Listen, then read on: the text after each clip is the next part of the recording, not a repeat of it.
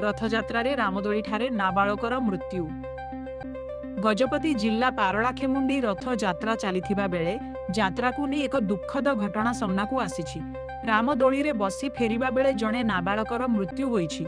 मृत नाबालक जनक हेले पारलाखेमुंडी नीलमणि दुर्गा लाइन 2 रो मोहन बेहेरांक 17 वर्षीय पुओ विनोद बेहेरा बोली सूचना मिलिछि।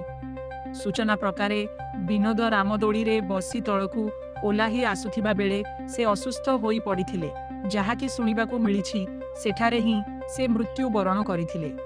परिवारर कहिबा अनुजाई तांको पुओ विद्युत संस्पर्श आसी मृत्यु बरण करिथिबा कहुथिबा बेले अन्यपटे हृदघात जोगु मृत्यु होई थाई पारे बोली कहुथिबा सुनिबाकू मिलिछि। शव व्यवच्छेद परे ही सठिक घटना तथा मृत्युर कारण कहि हेबो बोली पारला पुलिस पक्षरु सुनिबाकू मिलिछि।